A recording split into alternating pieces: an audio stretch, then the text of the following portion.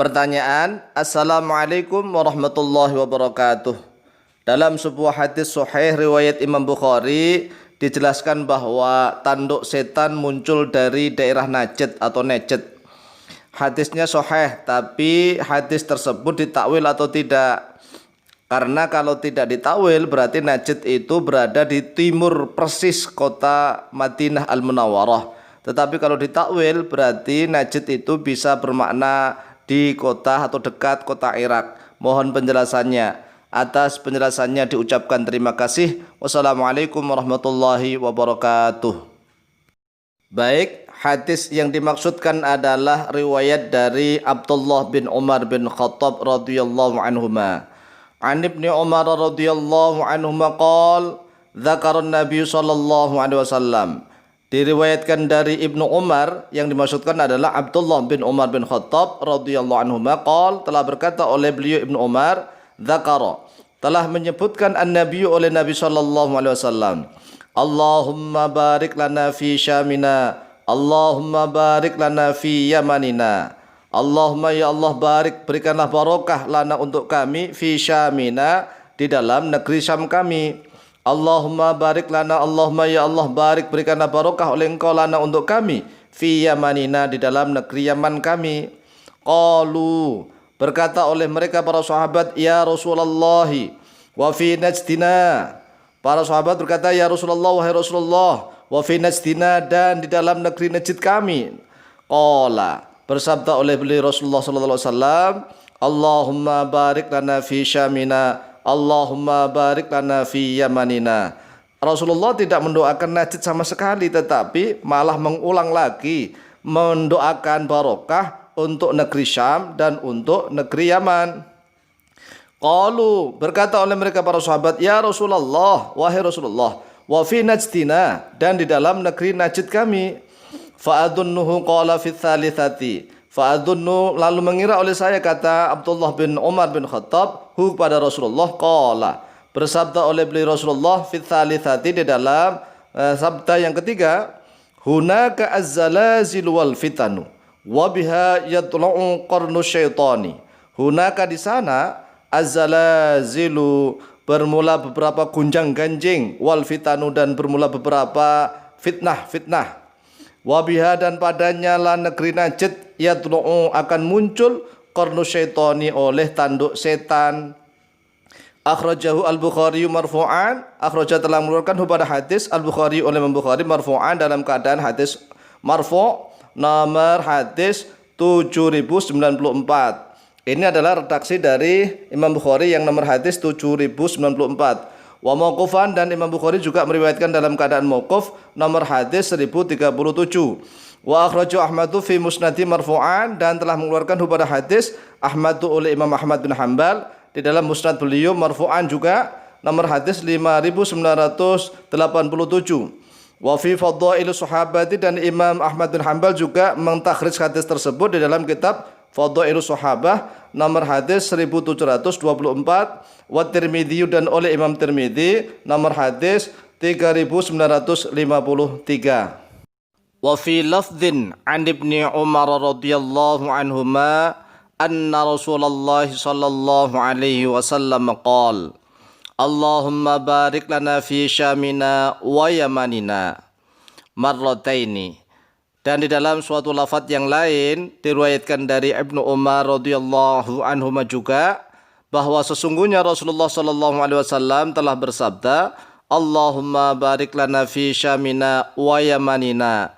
Ya Allah, berikanlah barokah oleh Engkau lana untuk kami fi syamina, di dalam negeri Syam kami, wa yamanina, dan di dalam negeri Yaman kami. Marrataini, Rasulullah sallallahu alaihi wasallam berdoa sebanyak 2 kali. Faqala rajulun, lalu berkata oleh seorang lelaki, wa fi masyrikina ya Rasulullah, wa fi masyrikina, dan yaitu di dalam arah timur kami, masyrik kami. Masyrik itu adalah arah timur. Ya Rasulullah, Rasulullah, jadi bukan menggunakan wa fi najdina, tetapi wa fi masyrikina. Faqala Rasulullah sallallahu alaihi wasallam, min hunalika yadla'u qardu syaitani wa biha tis'atu a'syari syarri. Min hunalika, dari sana itulah yatlu'u akan muncul qarnu syaitani oleh tanduk setan, wabiha dan padanya masyrik tis'atu a'syari syarri, bermula 9/10 keburukan. 9/10 keburukan artinya kalau seandainya 10 keburukan, yang 9-nya di arah timur, yang satunya berada di arah yang lain. Akhraja, telah mengeluarkan hubar hadis Ahmadu oleh Ahmad fi musnadi, dalam musnad beliau, nomor hadis 5642. Qala al-Imam Ibnu Hajarin al-Asqalani rahimahullahu ta'ala fi Fathil Bari syarhi Sahihil Bukhari. Telah berkata oleh Imam Ibnu Hajar al-Asqalani rahimahullahu ta'ala di dalam kitab Fathul Bari syarah Sahih Bukhari. Kata beliau, wa awwalul fitani kana min qibalil masyriqi. Wa awwalul fitani, bermula awalnya fitnah-fitnah, kana, yaitu ada oleh dia awalul fitnah, min qibalil masyriqi, yaitu dari arah timur. Fakana dzalika sababan lil furqati bainal muslimina. Maka ada dzalika oleh itu sababan, yaitu sebagai sebab lil furqati, untuk perpecahan bainal muslimina, di antara orang-orang Islam. Wa dzalika mimma yuhibbu syaitan, wa dzalika bermula itu mimma, yaitu dari sebagian sesuatu, yuhibbu yang mencintai, hu padanya, ma asyaitanu oleh syaitan, wa yafrahu bihi dan gembira oleh setan, bihi dengannya ma. Wa kadzalika al bid'ah, wa kadzalika dan yaitu seperti itu, al bid'ah bermula beberapa bid'ah, nasya'at yang telah tumbuh atau muncul oleh dia bid'ah, min tilka al jihati, dari itu wujudnya jihah atau arah masyrik. Wa qala al-Khattabi, wa qala dan telah berkata al-Khattabi oleh Imam al-Khattabi, kata Imam Ibnu Hajar al-Asqalani rahimahullahu ta'ala, najdun bermula najd, ini perkataannya Imam al-Khattabi rahimahullahu ta'ala, min jihatil masyriqi, yaitu dari arah timur. Wa man kana, dan siapa saja kana ada oleh diaman, bil Madinati, di kota Madinah al-Munawwarah, yaitu Madinatul Rasul, kana najduhu, kana maka ada najduhu oleh najdnya diaman, badiyatul Iraqi, yaitu gurun saharanya negeri Irak, wa nawahiha dan daerah-daerah sekitarnya badiyatul Iraq, wahia masyriku ahlil Madinati, bermula dia badiyatul Iraq, masyriku ahlil Madinati, yaitu arah timurnya penduduk Madinah al-Munawwarah, jadi arah timur persis. Kemudian Imam al-Khattabi melanjutkan, wa aslun najdi, wa aslun najdi bermula asalnya lafaz najd, ma yaitu sesuatu irtafa'a yang tinggi oleh dia, ma minal ardi dari bumi. Ini adalah penjelasan dari Imam Ibnu Hajar al-Asqalani di dalam kitab Fathul Bari. Beliau juga menukil perkataannya Imam al-Khattabi. Sekarang mari kita perhatikan peta kawasan Timur Tengah. Kita perhatikan mulai dari titik pertama, yaitu dari kota Madinah al-Munawwarah. Dari kota Madinah al-Munawwarah menuju ke utara adalah daerah atau kawasan Syam. Syam itu sangat luas sekali. Sekarang terpecah-pecah menjadi beberapa negara. Ada negara Syria atau Syria. Kemudian ada Yordania, ada Palestina, kemudian ada Lebanon dan Israel, karena mencaplok daerah Palestina sehingga termasuk kawasan Syam. Dari Syam menuju ke arah timur adalah kawasan Irak. Irak ini juga sangat luas sekali. Kemudian dari Irak menuju ke timur lagi adalah Iran. Iran itu dahulu adalah pusat pemerintahan atau dinasti atau kerajaan Persia. Jadi Persia sampai ke timur, dari Irak ke timur. Kemudian kita kembali lagi ke kota Madinah al-Munawwarah menuju ke selatan. Dari Madinah al-Munawwarah menuju ke selatan adalah kota Makkah al-Mukarramah. Dari kota Makkah al-Mukarramah menuju ke selatan adalah negeri Yaman. Negeri Yaman adalah negerinya para wali, negerinya para wali-wali Allah, negerinya para habaib di kota Yaman atau di negeri Yaman. Kemudian kembali lagi ke Madinah Al-Munawwarah menuju ke timur. Dari ke arah timur persis arah terbit matahari masyrik adalah kawasan dataran tinggi yang berupa gurun Sahara, disebut Najd. Najd karena memang luas dataran tingginya, maka terbagi menjadi beberapa provinsi. Zaman dahulu ada namanya Huraymila, kemudian ada provinsi Uyainah, ada provinsi Diraiyah, ada Riyadh. Kemudian pada zaman Rasulullah SAW, setelah Rasulullah SAW wafat, terjadi fitnah besar-besaran di daerah kawasan Najd, yaitu munculnya gerakan nabi palsu dan juga pemurtatan besar-besaran. Kaum muslimin di daerah Najd yang awalnya memang masuk Islam, setelah Rasulullah SAW wafat, mereka murtad, jumlahnya ratusan ribu di kawasan Najd. Kemudian setelah itu Khalifah Abu Bakar As-Siddiq radhiyallahu an memerintahkan, mengutus kepada Ikrimah bin Abu Jahal dengan membawa pasukan menuju ke Yamamah untuk memerangi Musailim Al-Kadzab ke pergerakan nabi palsu dan pemurtatan. Tetapi Ikrimah tidak mampu mengalahkannya. Akhirnya dibantu oleh pasukannya Khalid bin Walid, dibantu oleh para pembesar sahabat Nabi. Terjadilah perang besar di Yamamah. Kemudian karena perang besar, banyak para sahabat Nabi yang gugur syuhada, menjadi syahid di Yamamah. Di antaranya adalah ada Zaid bin Khattab, yaitu saudaranya Khalifah Umar bin Khattab. Zaid bin Khattab saudara Umar bin Khattab sebapak, gugur di Yamamah. Kemudian para syuhada, para sahabat Nabi yang hafal Al-Quran itu banyak yang gugur, dikuburkan di Yamamah. Oleh penduduk Yamamah dibangunlah kuburan itu untuk tabarukan oleh mereka. Kemudian 1000 tahun kemudian, karena apa? Karena zaman Khalifah Abu Bakar As-Siddiq itu kan kurang lebih perang Yamamah itu tahun 632 Masehi sampai 633 Masehi. Jadi tahun 600-an 632 sampai 633 Masehi. Kemudian 1000 tahun kemudian, yaitu tepatnya kurang lebih tahun 1700-an sampai 1800-an Masehi, itu munculnya gerakan Wahabiyah. Syekh Muhammad bin Abdul Wahab bin Sulaiman lahir di daerah Unayyah Najd An-Najdi. Kemudian mengawali dakwahnya Syekh Muhammad bin Abdul Wahab di daerah Huraymila. Tetapi oleh penduduk kaum muslimin Huraymila, Syekh Muhammad bin Abdul Wahab diusir dari Huraymila. Akhirnya Syekh Muhammad bin Abdul Wahab minta perlindungan di Uyainah kepada gubernurnya sendiri dan diterima. Kemudian dari gubernur Uyainah ini mendapatkan tempat Kemudian mereka melakukan arogansi, membongkar, memporak-porandakan, menghancurkan makam para syuhada, para sahabat Nabi yang gugur di Yamamah.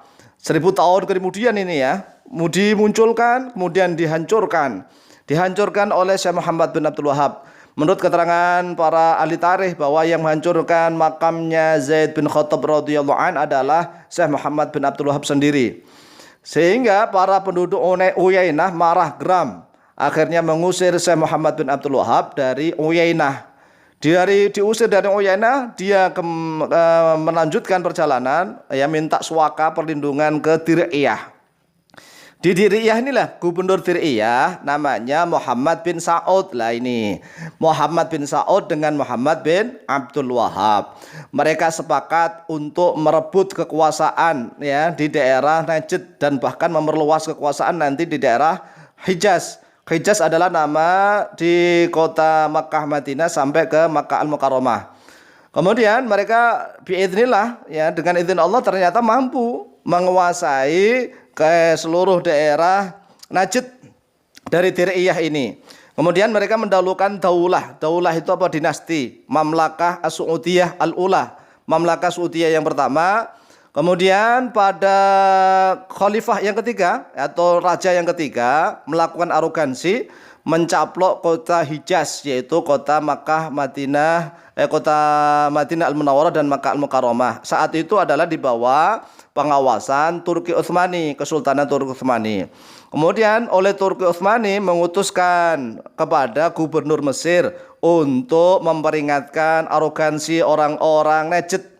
Orang-orang Najd ini adalah orang-orang pengembala. penggembala. Karena apa? Najd itu dataran tinggi, tempat penggembala kambing. Jadi mereka itu aslinya adalah orang-orang Badui yang suka mengembala, yang arogansi. Sehingga oleh gubernur Mesir dikirimlah pasukan besar menghancurkan mamlakah atau daulah kerajaan dinasti Saudiyah yang pertama, Raja Abdullah, yaitu raja keempat. Hanya ada 4 raja saja. Raja yang keempat tertangkap dan dibawa ke Mesir, dieksekusi di sana. Akhirnya pemerintahan Bani Saudiyah yang pertama dengan gerakan Wahabiyah yang pertama ini bisa dihancurkan oleh Turki Utsmani. Tetapi mereka tidak berhenti di situ. Tahun 1818 juga mereka berusaha untuk merebut kota Riyadh. Jadi Riyadh mereka rebut, terjadi perang besar di Riyadh. Mereka ini melakukan pengerusakan, fitnah-fitnah besar di sana, di daerah Najd. Kemudian di Riyadh mereka mendirikan daulah lagi. Kemudian setelah itu oleh gubernur Najd juga, ya, Rasyidiyah, ini melakukan perang besar, nggak terima. Kemudian terjadilah perang antara Saudiyah dengan Rasyidiyah, ya. Kemudian kalahlah orang-orang Saudiyah. Kemudian orang Wahabiyah lari, minta suaka perlindungan ke Kuwait. Di Kuwait itu tahun 1910 sampai 1920 sampai 24, ya. Kan kurang lebih saat itu terjadilah perang dunia yang pertama. Orang-orang Eropa, orang-orang Inggris itu banyak yang di Kuwait, menguasai Kuwait. Sehingga orang-orang Bani Saudiyah dan orang-orang Wahabiyah minta perlindungan dan juga bantuan dari Inggris. Pasukan Inggris dan Eropa mau membantu tapi dengan syarat-syarat. Jadi tidak ada yang makan siang gratis. Harus ada syarat-syarat, harus ada kesepakatan bersama, yaitu membagi kekuasaan di Timur Tengah dengan kerajaan Saudiyah Arabia dan Wahabiyah. Akhirnya mereka sepakat. Karena sepakat dengan pasukan dan peralatan yang lengkap dari Eropa, dari Inggris, kemudian mereka Bani Saudiyah dan Wahabiyah mampu menaklukkan seluruh daerah Najd. Bahkan tahun 1925 Masehi mereka mampu menggulingkan kekuasaannya Syarif Hussein dari Bani Hashimiyah di daerah Hijaz, yaitu di kawasan Makkah Al-Mukarramah dan Madinah Al-Munawwarah. Sehingga gulung tikar pasukannya orang-orang Syarif Hussein, dikuasai oleh Saudiyah Arabia dan orang-orang Wahabi mulai tahun 1932 Masehi hingga sekarang. Kemudian karena mereka ini ya ada kesepakatan dengan orang-orang Inggris, orang-orang Eropa, ya tentunya mereka menjadi boneka diatur oleh Inggris, oleh pasukan Inggris dan orang-orang Eropa. Kemudian karena mereka daerahnya kaya, ya kaya raya, ada divisi haji, divisi umroh, kemudian punya minyak, mereka menyebarkan beasiswa ke seluruh dunia kaum muslimin, dan orang-orang Islam yang tergiur dengan uang mereka kepingin ikut beasiswa sampai S3, sampai doktor. Padahal mereka nanti kalau pulang didoktrin untuk menyebarkan pahamnya Wahabi. Mereka sering membid'ah-bid'ahkan. Mereka sering mengkafir-kafirkan, mensyirik-syirikan sesama kaum muslimin yang tidak sepaham dengan pemikiran mereka. Oleh sebab itu mudah-mudahan mereka segera menyadari bahwa kaum muslimin ini harus bersatu. Ya, harus bersatu melawan, mohon maaf, orang-orang kafir. Kemudian di dalam Islam sendiri ada orang-orang Syiah yang Gholiyah, yang Rafidhah. Kemudian ada orang-orang Khawarij yang seringkali juga mengkafir-kafirkan, menghalalkan darah kaum muslimin yang lain. Oleh sebab itu mudah-mudahan mereka segera menyadari, tidak sering membid'ah-bid'ahkan, tidak sering mengkafir-kafirkan, tidak sering memusyrik-musyrikan kaum muslimin yang lain. Mudah-mudahan umat Islam bersatu kembali dan kejayaan Ahlus Sunnah wal Jamaah ala manhajid nubuwah bisa ditegakkan kembali di muka bumi. Wallahu ta'ala a'lamu bishawab.